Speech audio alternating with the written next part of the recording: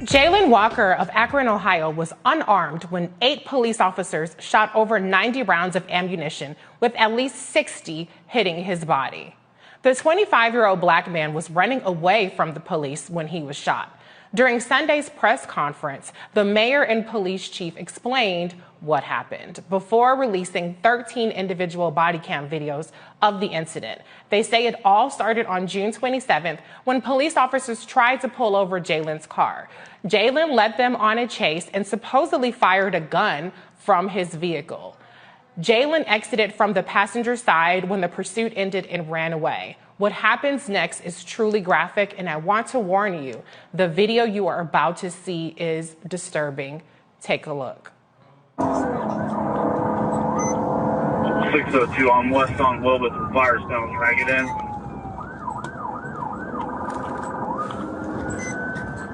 We're still westbound on Wilbur. We're passing Evergreen. We're heading towards Maine. Looks like we have some units up ahead at the intersection of Maine.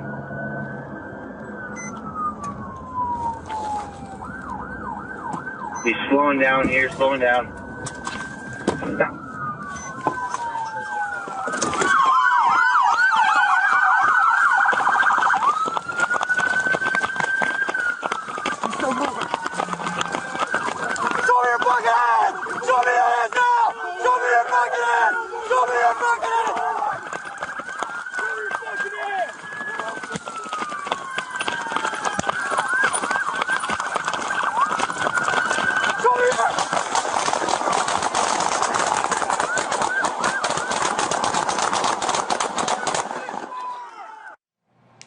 A weapon was recovered in Jayland's vehicle. Ray Greene Jr., the executive director of Freedom Bloc, is joining me now from Akron. Ray, thank you so much for being here. First of all, that footage was beyond disturbing. It's tough to watch, and this is just a scene that we see play out over and over again, but the sheer number of firepower that was aimed at what we know was an unarmed black man who started off in a traffic supposed violation pursuit.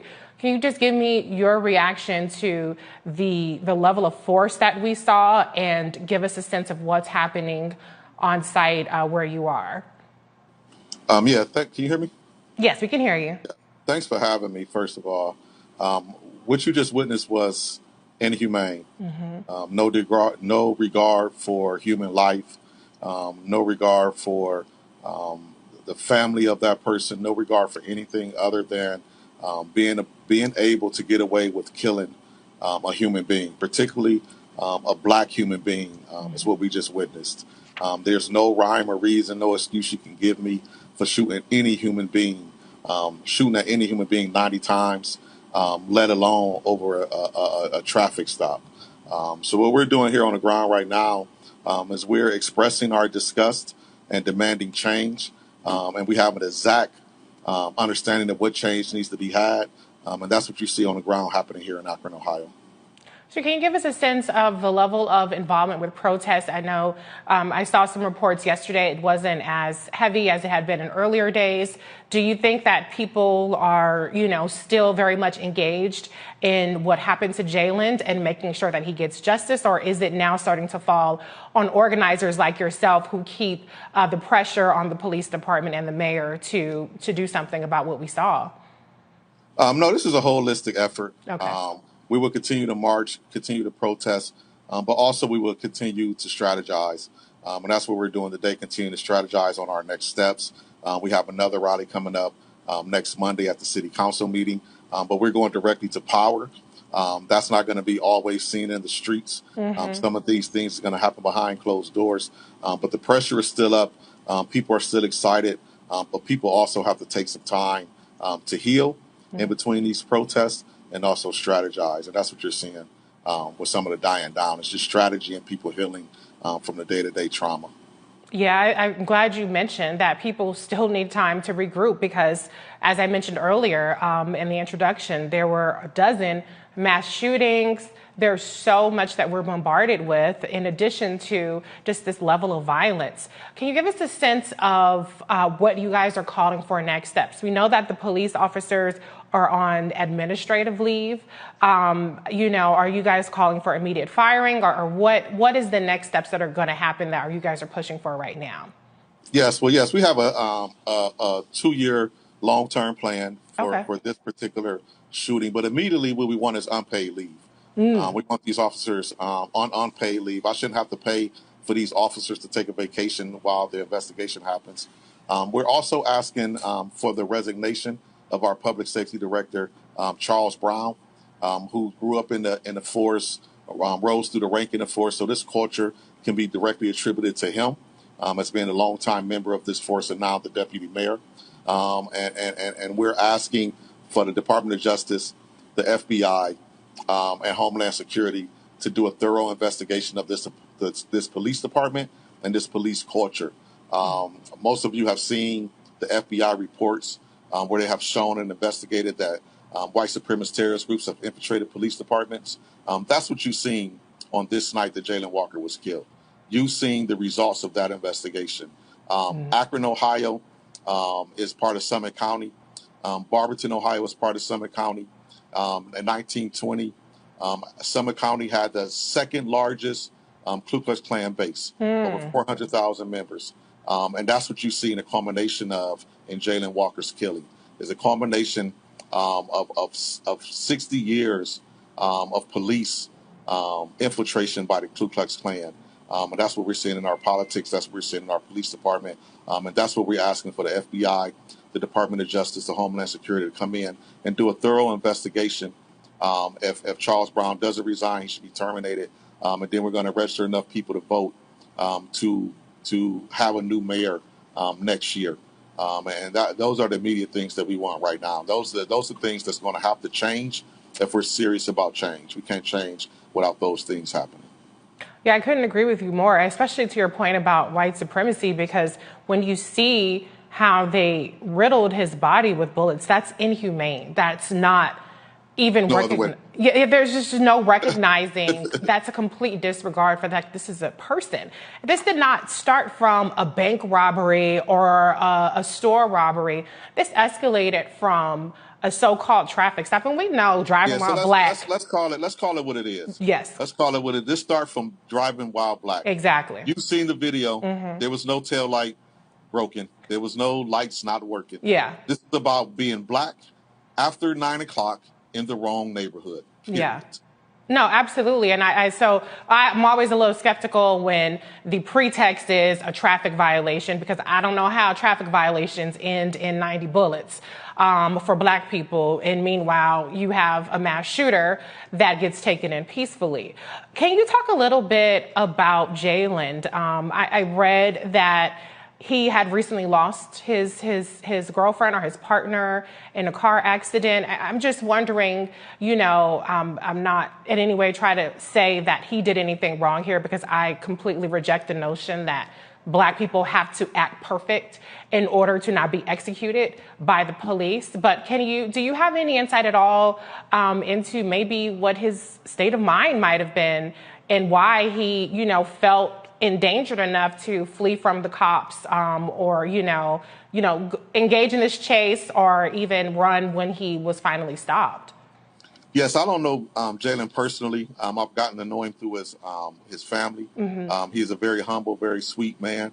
But he's like every black man, and in some instances, every black person in America. It was 12 o'clock at night. He is allowed to carry a gun. He was being approached by police. And as a black man, that just didn't sit right with him to stop at the place he was at. And he kept going, fearing for his life, knowing that the minute he stopped and they walked up to his car and seen a gun, what you seen happen was going to happen anyway. Right. That's how we feel.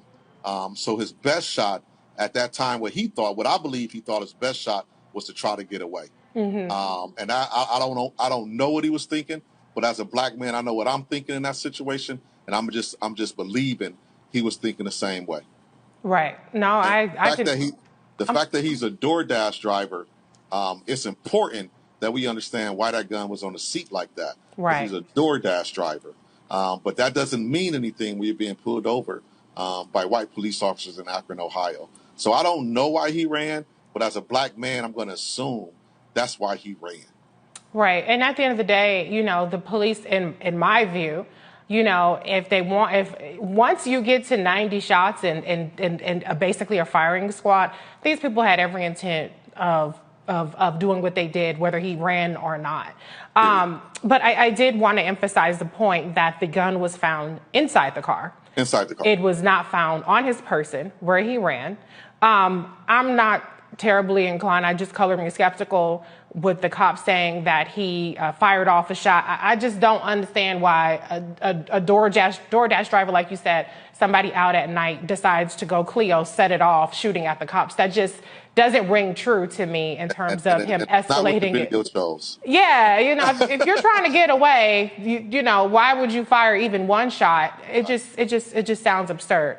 But I do want to bring in my panel to see if they have any questions or any input. So I want to bring in Teresa Lundy. She is principal, founder of TML Communications, and Dr. Mustafa Santiago Ali, former senior advisor for environmental justice, EPA. Teresa, you've been holding on, so I'm going to give you the first question for Mr. Greene.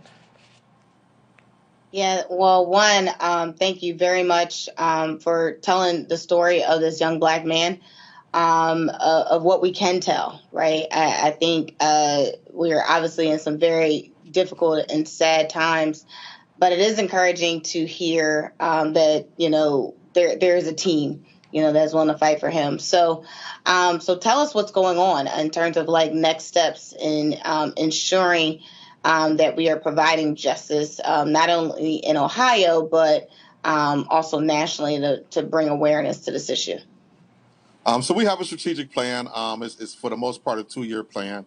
I can't divulge all of that plan here, but I will say we are in contact with the DOJ, the FBI, to get this investigation started on the police department.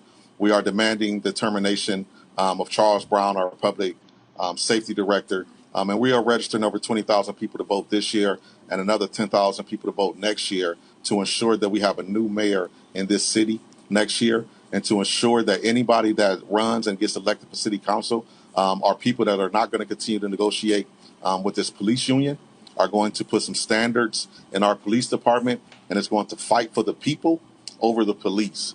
And also looking to elect a new prosecutor. The prosecutor we currently have has never prosecuted a police officer.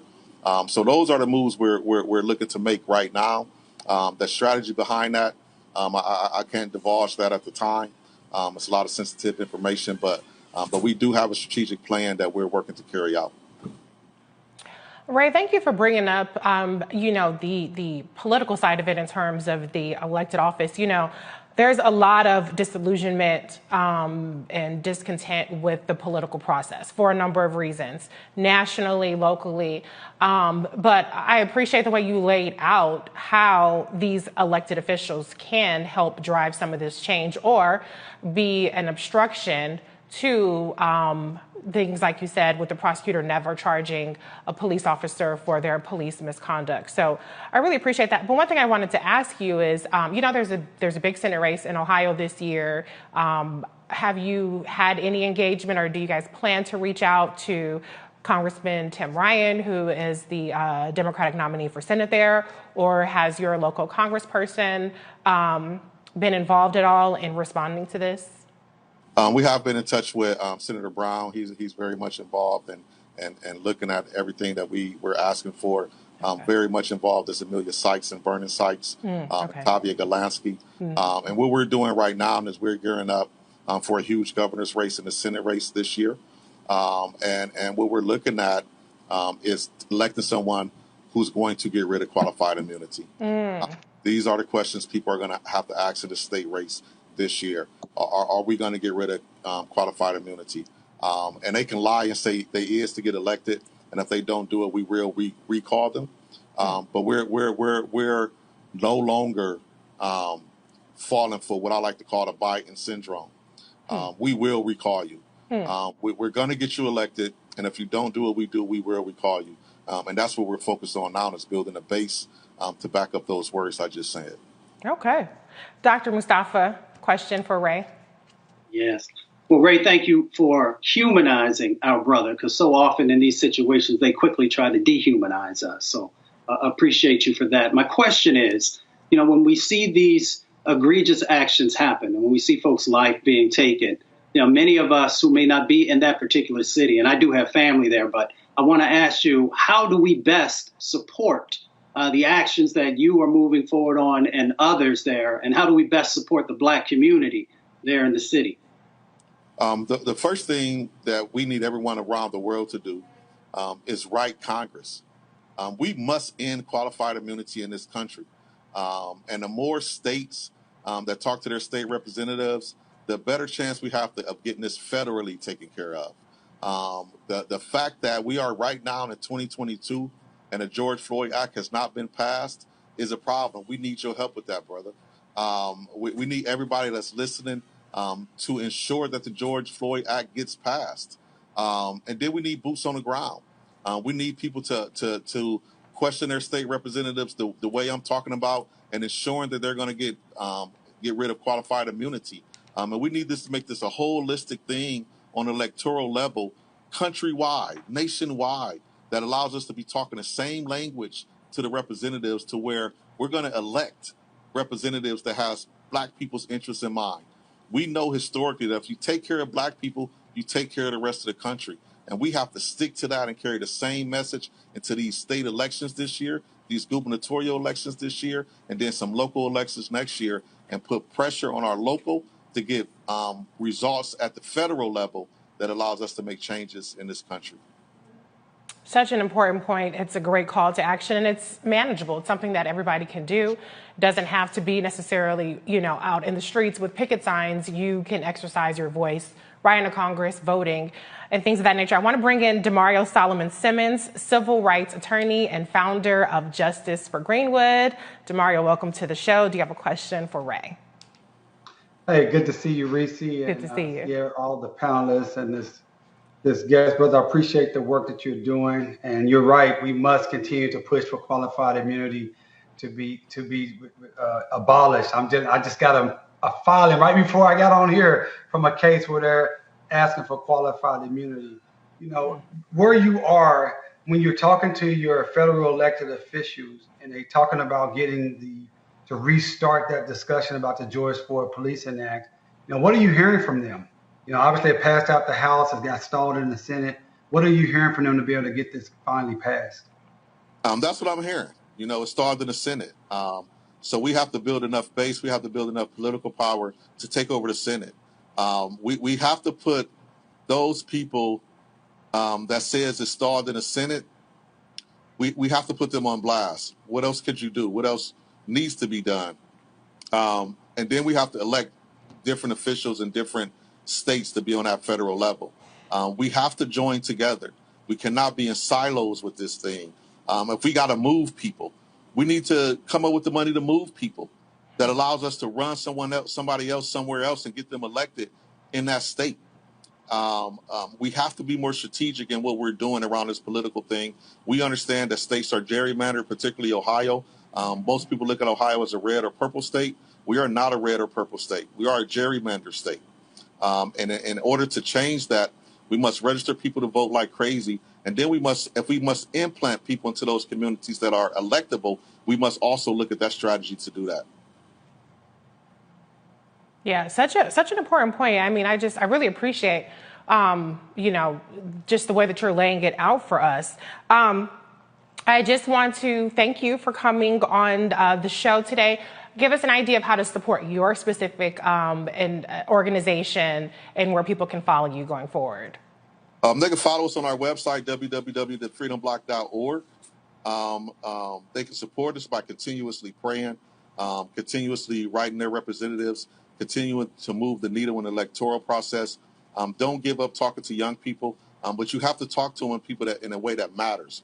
You can't talk to them just about going vote and people die for your right to vote. That's not the conversation they need to have. They need to understand that qualified immunity is elected there's an elected position that can get rid of qualified immunity.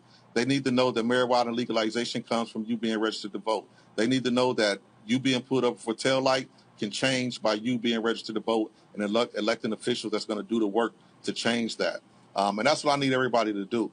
We don't need everybody coming down here marching. Mm-hmm. We need everybody standing in their towns, talking to their elected officials, and changing those local policies that move to state policies that eventually moves to federal policies. And together we could be on the same page doing that. And that's what we need everybody across the country doing. I couldn't agree more. We don't need more platitudes. We need practical, strategic solutions that all of us can take action on. So thank you so much, Mr. Ray Greene Jr., for joining us.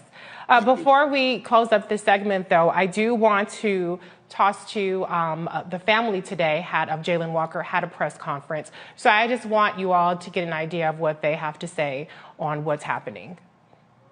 First of all, once again, we have to put in perspective and in context why we're here. This is why we're here. This is why the chief spoke today. And this is why I'm speaking to you. His name is Jayland. And he's not a monster. He's my client.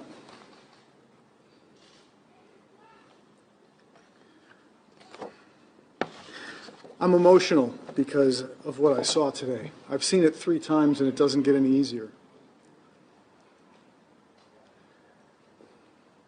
I'm sad that we began the presentation in precisely the way that the law would not allow. I want you to know that when I go to court for this family, the judge will look at me and he will say, "You are not allowed, counsel, to look at a shooting like an armchair quarterback. You're not allowed to look back on the shooting from the end of the story and give snapshots in time. I'm not allowed to do that in court." I'm disappointed I saw that today.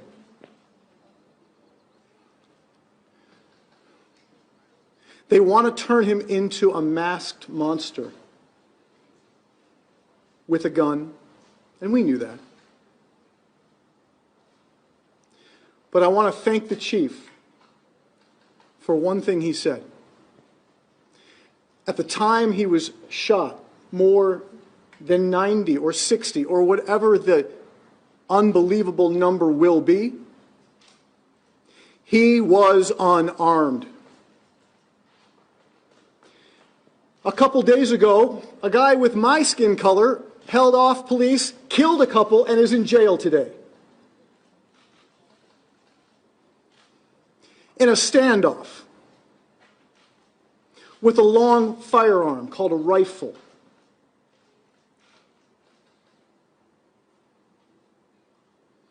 And a black man today is going to be buried this week or next week when he leaves the morgue.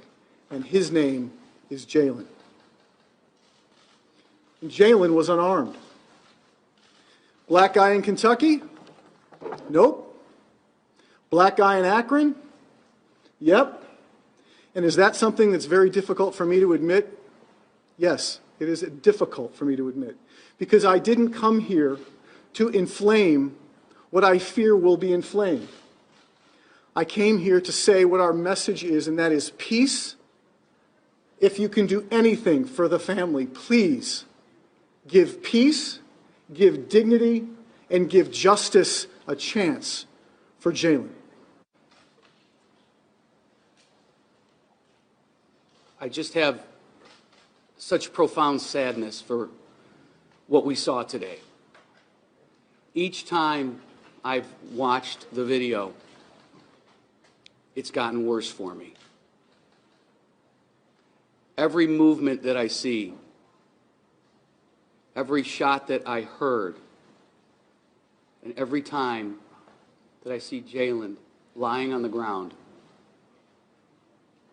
just gets more and more horrific. I'm going to look at my phone because I took some notes down while we were inside, and what we heard was that it was tough to see. It's a lot more than just tough to see. It's something that should never, ever have to be seen. We've heard of transparency, accountability, a commitment to openness, all in an effort to try and gain the trust of the citizens, and for a fair and unbiased review of the facts is what we heard of in the conference today. And what was very telling is what we heard Chief Milet say, that the most critical decision that a police officer will make in his or her career is to pull the trigger and then be able to explain why they did what they did, what specific threats were present, and to be able to account for every round that comes out of that gun.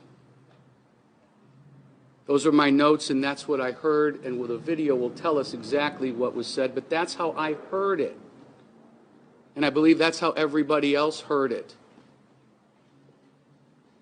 The officers will need to account for every single action that they did. The Walker family is praying for peace. They are asking for peace. They are praying for accountability. We live in a society where we can never see this happen again. We need to get better. How do we get better? We're going to learn from this about how we can get better. And as my partner Bobby DiCello pointed out, we cannot villainize Jayland. This is a young man who just last Sunday was with his family and was with his grandmother and was helping put chairs out on the porch. His smile, who he was, how he interacted with his family, that's who Jayland was. And efforts to try and paint him in a different light, that's spin, that's protection. We're here for transparency. We are not here for spin. I'm heartbroken. And what we all just saw in that room is heartbreaking.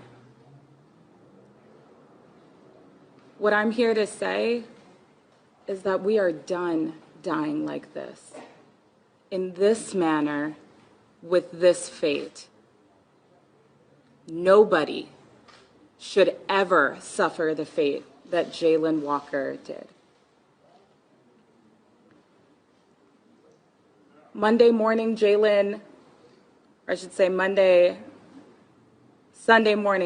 woke up in his bed, and 24 hours later, he was in a morgue.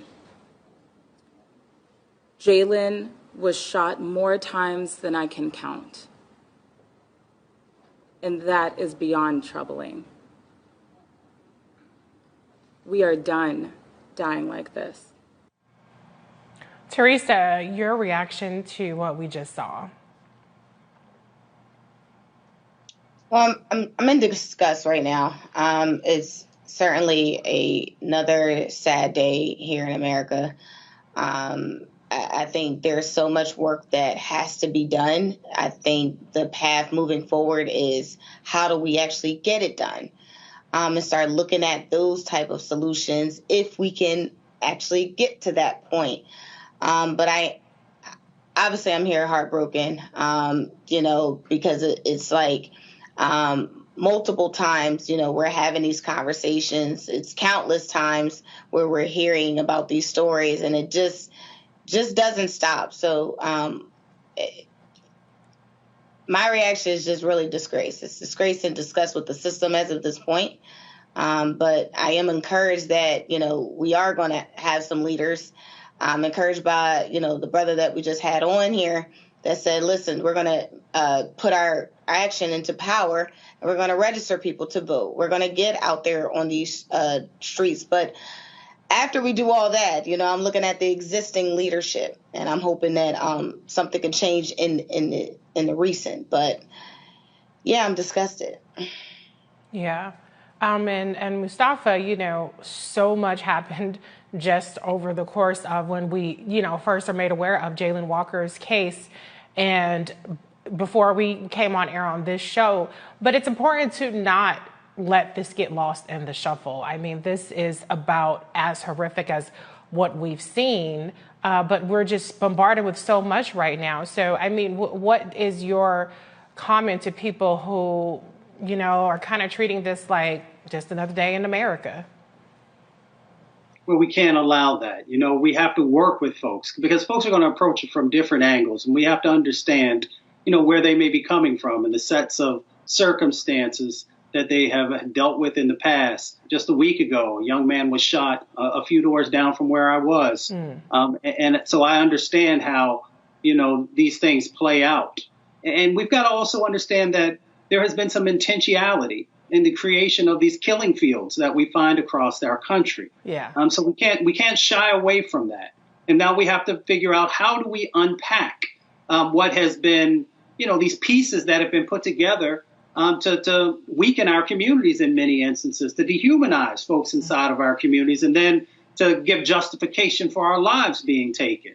We do it, as Teresa said, and as others have said, by making sure that folks understand the power that exists inside of their vote to be transformational, and understanding that is not an overnight transformation, that we have to stay consistent, that we have to make sure that we are also lifting up candidates who truly are going to ride with us, who are not going to get bought off, and who are going to do the hard work. And then we've got to surround them with others. But that means that we have to stay engaged in it and to make sure that that becomes a reality. And then we have to hold people accountable. We also got to make sure that resources are flowing properly to the organizations that are doing the work, that are mobilizing, that are strategizing, that are putting together the plans that are necessary. So we got to make sure that that's happening both from our own personal sets of investments, but also from these corporations and others who talk a good game. After our brother George Floyd lost, no, he didn't lose his life was taken. Folks stood up there for a second and said, we're going to make investments in these communities. And then when we go back and take an analysis, we see that all the dollars that were supposed to go didn't. So we got to continue to put pressure there as well. And then we've got to continue to have shows like we're on right now that refuses to not put a spotlight and authenticity on the realness of what is happening on the ground in our communities each and every day. Because too many folks want to water it down. They want to whitewash it or whatever label you want to put on it so that it's like, well, maybe it's not that important because not enough folks are talking about it. That's why you should show up here every night to Roland Martin Unfiltered and to hear from individuals who will walk you through it and then also talk you through strategies of how we make real change happen. So as my grandmother says, you have power unless you give it away. Let's utilize our power to make change happen in our communities. Yeah, and honestly, some people are pushing back so hard on the notion that you have to be strategic, on the fact that you have to constantly stay engaged, even when we continue to see these horrific killings, executions happen over and over again. But what is the alternative? I don't know of any other alternative other than what we've discussed on this program tonight. Demario, I want you to have the last word on what happened with Jayland Walker and your reaction to the video. Well, three things. Number one, being in that situation with those lawyers were so many times, when he mentioned seeing that video, and even though he's seen it many times, he still was emotional. I understand that pain and that emotion very, very vividly, because even though you know what's going to happen, you wish you could say something that could stop your client from being brutalized, killed, shot. So I really feel for those lawyers. I thought they did an excellent job of presenting their case, and I appreciated the first lawyer's transparency when he said it was difficult for him to say that a white guy with his skin color could shoot and kill officers in Kentucky and be alive, and yet Jayland Walker is shot 60, 70, 80 times, whatever may be the case. I appreciate that real reality and the realness of that lawyer. Second thing I would say here is for those of us, those who are listening on this show, I don't think everyone can stay continually as engaged because we burn out. But what you can do right now, you can decide that you're going to support an organization either in your city or nationally that's doing this work on police accountability. One organization I will put forward for you to support is the NAACP Legal Defense Fund. The NAACP Legal Defense Fund has been on the forefront of these type of cases for decades. They bring lawsuits throughout this entire country. I would ask everybody right now, if you can, to at least go to their website and donate, sign up to donate $10, $20, $50 a month. Even if you can't be engaged each and every day, they have a staff that's engaged each and every day, and they can keep you connected with folks who are doing this work across the country. And right in your city, the third thing I would ask you to do, right in your city today, there's a civil rights attorney or a law firm, a small firm like mine, who's doing this work that could use your support, that could use your help. They can maybe use a donation. Maybe you can do something to help them engage the community more, because there's not a lot of firms out here that do the actual work on a day in and day out basis, because it's difficult, it's expensive, and it's very, very, very, very soul crushing each and every day when you have to look at these videos. So those are some practical things I think you can do to keep engaged, even when you can't do it on a daily basis yourself. Yeah, we're all about actionable steps on Roland Martin Unfiltered, Demario. So thank you for laying that out. And just the one other point I'll make to your point about the lawyer, identifying or recognizing the fact that, in a white guy and I won't even say similar, because I would like to emphasize Jayland Walker was not committing a crime. Yeah, he was fleeing from the police, but it was from a supposed traffic stop. And like we said, driving while black is a thing. So, it's just crazy how black people who are not a threat find themselves being murdered by the cops in this way. But I don't want to give him a cookie for that, because, we need more white folks to speak out and use their voice. I remember during the racial reckoning, the summer of George Floyd and Breonna Taylor and Ahmaud Arbery, people were vocal. And then we saw a year later almost a backlash to it. People got fatigued to Black Lives Matter. So we cannot, as black people, be the only ones to shoulder the burden of fixing police brutality in this country. White people get killed by the cops too. Now, it's for different reasons than how we're getting killed, but every race has, encounters police brutality or abuse in some way. And so, y'all, if you white out there and you watching the show, you need to go check your cousins and your uncles and your meemaws and your papaws and all of them, brethren and sisterin, and start checking them and why they're supporting these MAGA sheriffs or these MAGA prosecutors or these cops, or why they reserve judgment until they have all the facts, supposedly, where there's never enough facts for them to side against the cops. So white folks, y'all got work to do too. It ain't just on black people to always be the ones shouldering the burden of everything that's wrong with this country. All right, folks, back to our Roland Martin Unfiltered video in just one moment. Love our new Alexa. It's a Buick. Yeah, Alexa. Buick. Alexa. It's a Buick. It's an Alexa. It's a Buick. It's an Alexa. Coach, that's a Buick. That's an Alexa. The Buick Enclave with available Alexa built-in. Folks, Black Star Network is here. Oh, no punches! I'm real revolutionary right now. Support this man, Black Media. He makes sure that our stories are told. Thank you for being the voice of Black America, Roland. Stay black. I love y'all. All momentum we have now, we have to keep this going. The video looks phenomenal. See, there's a difference between Black Star Network and black-owned media and something like CNN. You can't be black-owned media and be scared. It's time to be smart. Bring your eyeballs home. You dig?